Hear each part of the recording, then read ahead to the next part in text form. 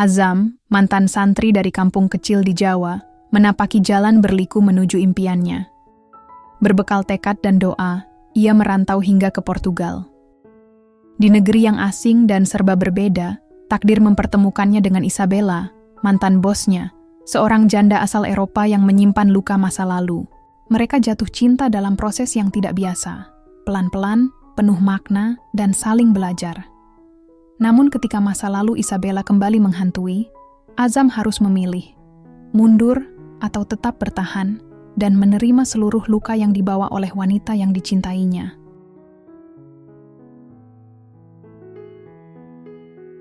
Di sebuah kampung kecil yang dikelilingi sawah dan suara jangkrik yang setia menemani malam, Azam lahir sebagai anak sulung dari 5 bersaudara.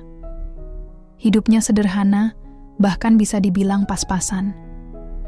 Ayahnya seorang guru ngaji, ibunya jualan gorengan di depan rumah. Tapi dari kecil, Azam sudah diajari satu hal, percaya pada kekuatan doa dan usaha. Kalau mau hidupmu berubah, nak, jangan cuma mimpi. Tapi jangan pernah lepas doa juga. Begitu pesan ibunya sambil membungkus tempe mendoan buat langganan tetap warung. Sejak usia 13 tahun, Azam mondok di pesantren di kota kecil. Ia belajar Al-Quran, hadits, kitab-kitab kuning, sambil kadang bantu di dapur pesantren. Tidak pernah ada niat untuk jadi siapa-siapa. Yang dia tahu, dia ingin bisa bantu orang tuanya punya rumah yang lebih layak, dan adik-adiknya sekolah tanpa harus mikir uang seragam. Tapi hidup kadang punya rencana lain. Setelah lulus dari pesantren dan mencoba peruntungan sebagai guru ngaji, Azam sadar bahwa mimpi-mimpinya terlalu besar untuk kampung sekecil itu. Ia ingin melihat dunia, ingin menantang dirinya. Dan seperti banyak pemuda dari kampung yang merasa dunia terlalu sempit, ia pun mulai mencari jalan, meski jalannya bukan jalan lurus. Lewat bantuan teman yang sudah lebih dulu kerja di luar negeri, Azam nekat daftar jadi tenaga kerja migran. Tak peduli kerja apa, yang penting halal. Setelah proses panjang yang melelahkan dan banyak doa tengah malam di sejadah yang sama sejak kecil, akhirnya dia mendapat kabar. Portugal, Lisbon, katanya. Apa itu Lisbon? Tanya adik bungsunya yang masih SD. Kayaknya di luar Jawa, jawab Azam asal. Mereka tertawa bareng. Padahal dalam hati, dia juga nggak tahu itu di mana. Yang dia tahu, dia harus pergi. Untuk masa depan. Begitu pesawat mendarat dan angin laut Atlantik menyapa wajahnya, Azam merasa asing. Semuanya berbeda. Bahasa, makanan, cara orang berpakaian, bahkan cara orang melihatnya. Seolah ia alien dari planet lain. Ia mulai bekerja di sebuah gudang, angkat barang, bersih-bersih, kerja dari pagi sampai malam. Gajinya lumayan, tapi cukup untuk sewa kamar sempit dan makan 2 kali sehari. Kadang rindu rumah menyerang seperti badai, apalagi kalau malam minggu. Teman satu kamar pun cuma sesama pekerja yang jarang ngobrol. Tapi Azam bertahan. 3 bulan kemudian, ada lowongan kerja di sebuah kafe kecil yang butuh orang dapur. Kafe itu milik seorang perempuan bule berumur sekitar 40-an, Isabella namanya. Ia butuh seseorang yang bisa bantu bersih-bersih dan bantu masak. Azam yang walau nggak jago masak tapi jago bertahan hidup, daftar tanpa pikir panjang. Dan, sejak hari pertama kerja di kafe itu, hidup Azam pelan-pelan berubah. Isabella bukan tipe bos yang cerewet. Tapi, tatapannya tajam, gerak-geriknya tenang. Awalnya Azam agak gugup. Ia takut salah ucap, salah kerja, atau bikin malu. Tapi anehnya, Isabella tak pernah marah meski Azam bikin salah. Ia hanya bilang dengan suara lembut, "It's okay, we learn." Perlahan Azam belajar menyeduh kopi, membersihkan meja, dan bahkan mengatur bahan makanan. Isabella kadang memintanya belanja bahan di pasar lokal. Ia mulai belajar beberapa kata Portugis, dan Isabella juga sesekali belajar bahasa Indonesia. Dari Azam, mereka jadi partner yang aneh tapi kompak. Kadang, saat kafe sepi, mereka duduk di pojokan, minum teh, dan bicara tentang kampung halaman Azam, tentang keluarga Isabella di Porto, tentang hal-hal kecil yang membuat mereka tertawa. Azam mulai melihat sisi lain dari Isabella. Ia tidak sekadar bule mandiri. Ada kesepian di matanya, sesuatu yang belum terucap. Dan Azam, dengan semua ketulusan dan kesabarannya, mendengarkan. Meski hidup di negara sekuler, Azam tetap membawa ruh pesantren dalam hidupnya. Setiap subuh, ia bangun untuk sholat. Kadang Isabella menemukannya sedang berdoa di belakang kafe, dengan sajadah kecil dan mukena pinjaman dari masjid setempat. "Do you pray every day?" tanya Isabella suatu pagi. "Yes, 5 times," jawab Azam sambil tersenyum. Isabella mengangguk, lalu berkata pelan, "That's beautiful." Azam tak tahu apa maksud kata itu. Tapi sejak hari itu, Isabella mulai banyak bertanya soal hidup, tentang arti ikhlas, dan kenapa orang bisa tetap bahagia walau hidup susah. Mereka mulai saling belajar, dan tanpa sadar, mereka mulai saling terikat. Di ujung tahun pertama di Lisbon, Azam duduk di pelataran kafe, memandangi langit senja yang merah keemasan. Ia menggenggam ponselnya, membaca pesan dari ibunya. "Nak, bagaimana kabarmu? Sudah bisa makan enak di sana?" Ibu selalu doakan Azam, jangan lupa sholat, jangan lupa jadi orang baik. Azam meneteskan air mata. Di negeri yang jauh, di balik semua keasingan, Azam tahu satu hal. Ia sedang menapaki takdirnya. Dan mungkin, untuk pertama kalinya, ia mulai percaya bahwa cinta bisa datang di tempat yang paling tak terduga. Musim semi datang diam-diam. Bunga-bunga kecil bermekaran di taman-taman kota, dan udara Lisbon tak lagi terlalu dingin menusuk. Kafe tempat Azam bekerja mulai ramai dengan wisatawan. Musik jazz pelan dari speaker tua di pojokan kafe menjadi teman setia setiap pagi, menyatu dengan aroma kopi dan suara langkah orang yang lalu lalang. Azam sudah semakin terbiasa dengan ritmenya. Tangannya kini cekatan membuat kopi, mengelap meja, bahkan sesekali ikut membantu Isabella mencatat stok bahan makanan. Ia bukan sekadar pekerja, tapi sudah seperti bagian dari tempat itu.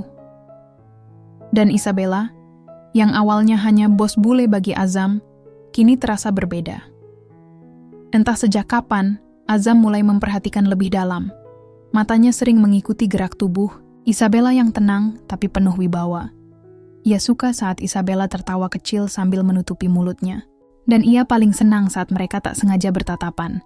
Dan Isabella melempar senyum hangat sambil berkata, "Obrigada, Azam." Kadang Azam merasa bodoh. Perbedaan mereka terlalu banyak. Usia, budaya, agama, bahkan bahasa ibu mereka berbeda. Tapi perasaan itu tumbuh pelan-pelan, seperti bunga liar di tepi jalan. Tidak dirawat, tapi tetap mekar. Satu sore saat kafe sudah tutup, Isabella menghampiri Azam yang sedang membersihkan mesin kopi. "Azam, do you have time tonight?" Tanyanya santai. Azam langsung menghentikan gerakannya. "For what, ma'am?" Isabella tertawa pelan. "Don't call me ma'am, sounds too formal. Call me Isabella." Azam tersenyum kaku. "Okay, Isabella, I want to show you something. A place," lanjutnya. Dan malam itu Azam naik ke mobil kecil milik Isabella. Mereka menyusuri jalanan kota Lisbon yang cantik diterangi lampu kuning, menuju tempat yang ternyata adalah sebuah tebing menghadap laut. Dari atas sana, gemerlap lampu kota terlihat seperti bintang-bintang yang jatuh ke bumi. "Beautiful, right?" ujar Isabella sambil memeluk jaketnya sendiri. Azam mengangguk. "Very." Mereka duduk di bangku kayu yang sedikit usang. Angin malam membelai rambut Isabella, dan Azam menunduk, takut jika hatinya terlalu terlihat. "Azam, do you ever miss home?" tanya Isabella tiba-tiba. Azam mengangguk pelan. "Every day." "Me too," katanya. "But it's not a place I can return to." Azam menatapnya, ingin bertanya lebih lanjut, tapi ia tahu itu bukan waktunya. Ada kesedihan dalam nada suara Isabella yang tak perlu dijelaskan. Ia hanya diam, menemani, karena kadang diam adalah bentuk paling jujur dari kepedulian. Malam itu, mereka pulang dengan hening yang hangat. Tak banyak kata, tapi hati masing-masing berbicara banyak. Hari-hari berikutnya, hubungan mereka tak lagi seperti dulu. Isabella lebih sering memanggil Azam saat kafe sepi, sekadar ngobrol soal hidup, atau curhat tentang pelanggan aneh yang suka komplain soal croissant yang terlalu kering. Azam, yang dulunya pemalu, mulai bisa membalas lelucon kecil Isabella. Mereka tertawa bersama, bahkan saling mengejek dengan cara yang manis.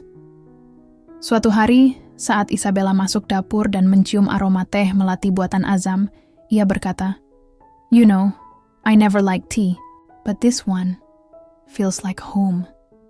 Azam hanya tertawa kecil. "It's from Indonesia. We drink it a lot, especially after a long day." Isabella menyesap teh itu perlahan, lalu menatap Azam dengan tatapan yang dalam. "You're different. Azam, you bring peace." Kata-kata itu membuat jantung Azam berdetak tak karuan. Ia tak tahu harus menjawab apa. Jadi ia hanya mengangguk dan berpura-pura sibuk dengan panci. Sejak saat itu, perasaan Azam makin tak terbendung. Tapi ia tetap menyimpannya. Ia tahu batas. Isabella bukan hanya wanita yang lebih tua dan beda segalanya darinya, tapi juga bosnya. Ia tak ingin merusak apa yang sudah baik. Namun cinta, seperti air, akan selalu mencari celah. Malam itu, saat Azam pulang dan membuka WhatsApp dari ibunya, ia membaca pesan yang pendek, tapi mengena. "Zam, ibu mimpikan kamu semalam. Kamu lagi duduk sama seorang perempuan bule. Wajahnya adem. Ibu doain semoga itu pertanda baik." Azam menatap layar lama. Lalu ia menengadah ke langit-langit kamar sempitnya dan tersenyum. "Ya Allah, ini petunjuk atau ujian sih?" Ia tidak tahu. Tapi yang jelas, perasaan itu sudah tumbuh dan tak ada yang bisa mencegahnya. Dan Isabella mungkin hanya belum siap membuka pintu hatinya. Belum.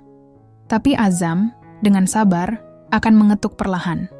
Tak ingin menerobos, cukup menunggu. Hingga pintu itu terbuka dengan sendirinya. Sabtu itu seharusnya biasa saja. Lisbon mendung sejak pagi. Langit kelabu seolah belum ingin membuka diri. Kafe terasa sepi. Turis yang biasanya ramai memilih diam di hotel atau restoran besar. Hujan rintik-rintik turun pelan, membuat suasana jadi sendu. Tapi entah kenapa, hati Azam terasa hangat. Ia berdiri di dapur, menyeduh teh manis buat Isabella. Teh melati yang mulai jadi kebiasaan barunya. Isabella duduk di dekat jendela, memandangi hujan sambil membaca buku tua. Rambutnya diikat acak, wajahnya polos tanpa riasan, dan bagi Azam, itu saat-saat ketika Isabella terlihat paling manusia. "Ini buatmu," kata Azam sambil menyodorkan cangkir teh. Isabella menoleh dan tersenyum, mengambil cangkir itu dengan pelan. "Terima kasih," ucapnya dalam bahasa Indonesia yang mulai terdengar lucu karena aksennya. Azam tertawa kecil. "Kamu makin jago ngomong bahasa Indonesia." "Karena gurunya sabar," jawab Isabella sambil menyeruput tehnya. Lalu mereka terdiam sejenak. Hanya suara hujan dan detak jam tua di dinding yang terdengar. Isabella meletakkan bukunya. Matanya menatap keluar lama, seakan ada yang ingin ia ucapkan tapi tertahan. "Pernahkah kamu merasa takut untuk bahagia?" tanyanya tiba-tiba. Azam menoleh. "Maksudnya?" "Kadang aku pikir, semakin kita bahagia, semakin besar kemungkinan sesuatu yang buruk akan datang. Seolah kebahagiaan itu cuma jeda sebelum luka berikutnya." Azam terdiam. Kata-kata itu terdengar asing, tapi juga sangat jujur. Ia tak tahu harus menjawab apa. "Maaf, aku aneh ya," tambah Isabella cepat-cepat. "Lupakan saja," Azam menggeleng. "Enggak, aku ngerti kok. Aku juga pernah takut. Tapi, kalau kita terus takut, kita nggak akan pernah benar-benar hidup." Isabella menatap Azam. Matanya basah. Dan untuk pertama kalinya, Azam melihat sesuatu yang selama ini tersembunyi. Luka. Luka yang belum sembuh. Luka yang bahkan tak berani disentuh. "Aku pernah menikah," ucapnya lirih. Azam mengangguk pelan. Ia sudah tahu, tapi belum pernah mendengarnya langsung dari mulut Isabella. Dia, pria yang sangat karismatik. Semua orang suka padanya. Tapi di rumah dia berbeda. Kata-katanya tajam, tangan yang ringan. dan aku terlalu cinta untuk pergi. Sampai akhirnya, anakku meninggal. Azam seperti ditampar. Ia ingin berkata sesuatu, tapi tak ada yang keluar. Tenggorokannya tercekat, Isabella tersenyum getir. Aku kehilangan segalanya dalam satu malam. Dan sejak itu, aku hidup seperti bayangan. Pindah kota, buka kafe, mencoba tertawa lagi. Tapi, rasanya, aku tak pernah benar-benar sembuh. Air mata jatuh perlahan di pipi Isabella. Ia tidak menangis histeris. Tangisnya sunyi, nyaris tanpa suara, tapi sangat terasa. Dan entah kenapa, hujan di luar tiba-tiba turun lebih deras. Seakan langit ikut menangis bersamanya. Azam duduk di samping Isabella. Tak bicara apapun. Ia hanya duduk. Diam. Menemani. Kadang, kehadiran lebih kuat dari ucapan. Beberapa menit kemudian, Isabella menghapus air matanya. Ia menoleh, berusaha tersenyum. Maaf, aku merusak harimu. Azam menggeleng. Kamu nggak merusak apa-apa. Aku senang kamu percaya buat cerita. Isabella mengangguk, tapi matanya tetap menyimpan tanya. Azam, kamu tahu aku beda. Aku lebih tua, punya masa lalu, beda agama. Kamu nggak takut? Azam menarik napas. Hatinya berat tapi jujur. Aku nggak tahu masa depan seperti apa. Tapi aku tahu satu hal. Aku peduli sama kamu. Dan itu cukup buat sekarang. Isabella menunduk. Untuk pertama kalinya, ia menggenggam tangan Azam. Dan saat hujan membasahi jendela kafe mereka, dua tangan dari dua dunia berbeda saling menemukan. Tak ada janji, tak ada rencana besar. Hanya kejujuran dan keberanian untuk membuka luka lama. Malam itu, Azam pulang dalam diam. Kepalanya penuh. Hatinya campur aduk. Ia sadar perasaannya bukan sekadar kagum atau nyaman. Ini cinta. Cinta yang lahir perlahan, tapi terasa dalam. Tapi ia juga sadar, cinta ini datang dengan paket lengkap, dengan luka, trauma, dan masa lalu, yang tak bisa dihapus begitu saja. Ia sholat malam lebih lama dari biasanya. Menyebut nama Isabella dalam doa, bukan untuk meminta, tapi untuk minta petunjuk. Apa ini jalan yang benar? Kemarin di ujung sajadah, di tengah sunyi Lisbon yang masih basah oleh hujan, Azam memejamkan mata.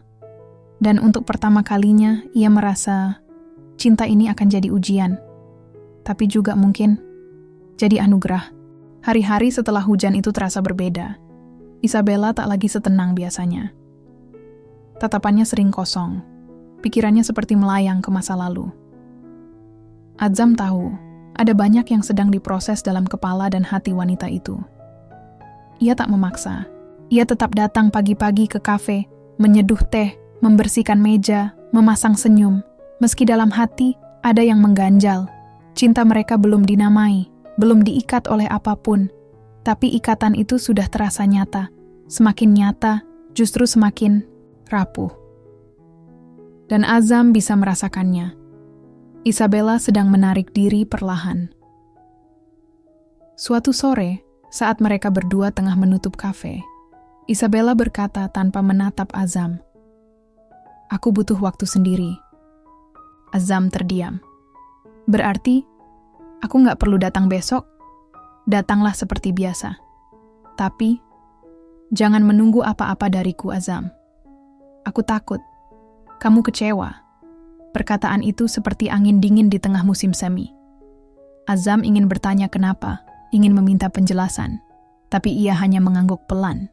Dan malam itu, untuk pertama kalinya sejak lama, ia merasa sendirian lagi di negeri asing ini.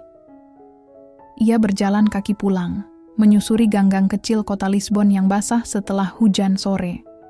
Lampu jalan terlihat redup, seolah ikut merunduk. Di dalam dada Azam, ada kegelisahan yang tak bisa dijelaskan. Mungkin beginilah rasanya jatuh cinta pada seseorang yang belum sembuh. Tapi bukankah cinta juga tentang menerima? Malam itu Azam duduk di masjid kecil yang tak jauh dari apartemennya. Seorang imam tua duduk di sampingnya setelah sholat Isya. "Kamu terlihat letih, nak," ucap imam itu dalam bahasa Inggris beraksen Arab. Azam tersenyum kecil. Hati saya sedang bingung, Syekh. Imam itu tertawa pelan. Hati memang tempat paling ribut di dunia. Tapi, tenanglah, siapa tahu Allah sedang membimbingmu lewat kebingungan itu. Azam diam. Kata-kata itu menenangkan, tapi juga mengiris. Ia tidak takut pada luka Isabella. Ia hanya takut tidak cukup kuat untuk menampungnya. Beberapa hari berikutnya, Isabella makin jarang bicara. Ia lebih sibuk mengurung diri di kantor kecil di belakang kafe. Kalaupun bicara, seperlunya. Senyumnya mulai jarang. Dan Azam, yang terbiasa dengan hangatnya obrolan ringan, merasa seperti kembali jadi asing. Sampai pada suatu sore, segalanya pecah. Azam tak sengaja menemukan selembar foto yang jatuh dari tumpukan kertas di meja dapur. Foto seorang anak kecil, laki-laki, berambut keriting, dengan mata yang mirip sekali dengan Isabella. Isabella masuk ke dapur, melihat Azam memegang foto itu. Seketika wajahnya memucat. "Letakkan," katanya tajam Azam. Kaget, ia buru-buru meletakkan foto itu. "Maaf, aku nggak sengaja." Isabella mengambil foto itu dengan tangan gemetar. "Kamu nggak ngerti, Azam. Ini bukan untuk dilihat siapapun." Azam menatapnya. "Itu anakmu?" Isabella mengangguk perlahan. "Namanya Matteo. Dia meninggal karena aku terlalu bodoh untuk keluar dari hubungan yang salah. Dia nggak sempat besar. Dan sejak itu aku benci diriku sendiri." Isabella terduduk di lantai. Tubuhnya bergetar. Tangisnya pecah. Kali ini bukan tangis sunyi, tapi tangis sesungguhnya. Seluruh tubuhnya gemetar, seperti beban bertahun-tahun tumpah dalam sekejap. Azam berlutut di sampingnya, mencoba menyentuh bahunya, tapi Isabella menepis pelan. "Aku nggak pantas dicintai, Azam. Aku rusak. Kamu pantas dapat yang lebih baik." Azam menggenggam tangan Isabella, meski tangan itu gemetar. Cinta bukan tentang pantas. Cinta itu tentang memilih. Dan aku sudah memilih untuk tetap di sini. Tapi kamu bisa kehilangan segalanya. Keluargamu, agamamu, semua bisa jadi rumit. Azam menarik napas panjang. "Aku tahu, tapi hidupku juga nggak selalu mudah. Aku tahu rasanya takut. Aku tahu rasanya kehilangan.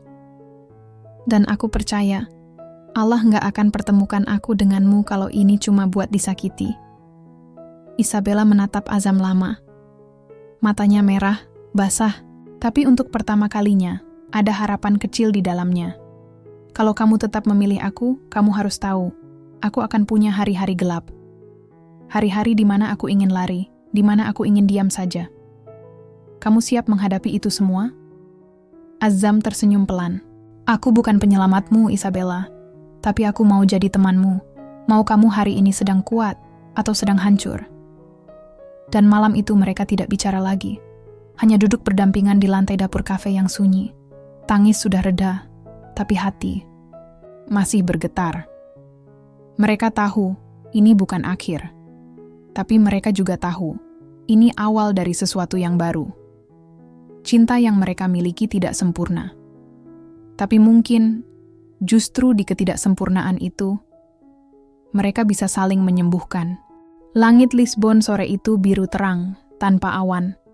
Udara hangat, sejuk, seperti menyambut musim yang baru. Orang-orang lalu lalang, di jalanan dengan langkah ringan, beberapa membawa gelato, beberapa sekadar menikmati angin. Kafe kecil di sudut Rua do Poço dos Negros kembali ramai, tapi kali ini suasananya berbeda. Di atas pintu kafe itu, kini tertulis sebuah nama baru. Kafe Cinta dan Cahaya. Isabella tersenyum melihat papan itu. Ia masih ingat bagaimana Azam mengusulkan nama itu dengan wajah ragu-ragu. "Kenapa harus pakai cinta segala?" tanya Isabella waktu itu. "Karena itu yang membuat semuanya tetap hidup," jawab Azam sambil nyengir. "Dan cahaya, karena kamu lebih sering gelap." Isabella tertawa saat itu. Tawa lepas yang lama tak terdengar. Tapi ia setuju. Nama itu sederhana, tapi bermakna. Seperti hubungan mereka. Sudah 3 bulan sejak malam itu di dapur kafe. 3 bulan sejak mereka saling membuka luka dan saling memilih untuk tetap tinggal. Perjalanan tidak mudah. Isabella masih punya hari-hari gelap, dan Azam masih sesekali dilanda ragu tentang masa depan, tentang keluarga di kampung, tentang agama, bahkan tentang apakah cinta mereka cukup kuat. Tapi mereka belajar satu hal, bahwa bertahan tidak selalu berarti tanpa rasa sakit.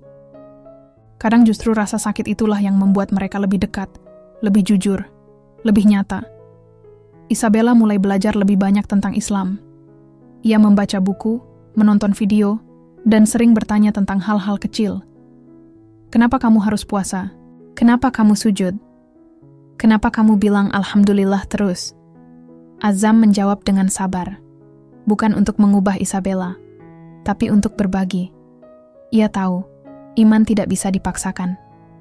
Tapi ia juga tahu, cinta bisa jadi pintu masuk untuk memahami dunia yang asing. Dan Isabella pun berubah. Pelan-pelan.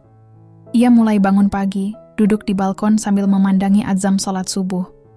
Ia tak lagi menyentuh alkohol.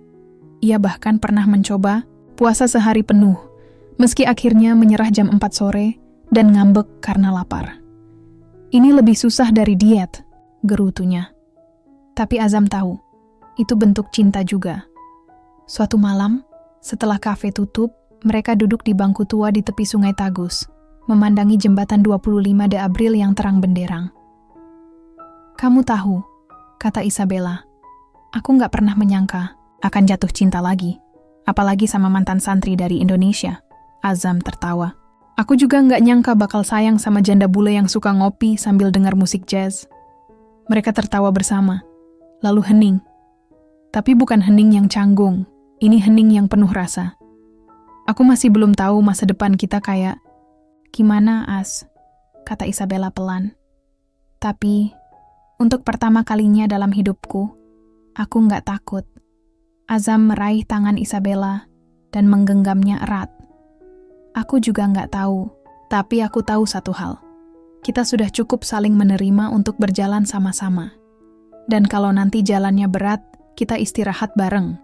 Kalau salah satu jatuh, yang lain bantu bangun. Langit malam membentang di atas mereka. Bintang-bintang kecil bersinar malu-malu. Angin laut berhembus pelan, membawa bau asin dan suara kapal dari kejauhan. Di bawah langit yang sama, 2 hati yang dulu patah kini saling menjaga. Mereka bukan pasangan sempurna, tapi mereka belajar untuk saling menguatkan, bukan menuntut. Mereka bukan cinta pertama satu sama lain, tapi mungkin mereka adalah cinta yang paling dewasa. Dan bukankah itu yang terpenting? Di ujung malam, Azam menatap wajah Isabella yang diterangi lampu jalan. Kamu tahu nggak? Katanya. Apa? Kafe ini mungkin kecil, tapi di dalamnya ada 2 orang yang saling menyembuhkan. Dan buatku, itu cukup untuk menyebutnya rumah. Isabella menatapnya, lama, lalu tersenyum. Selamat datang di rumah Azam.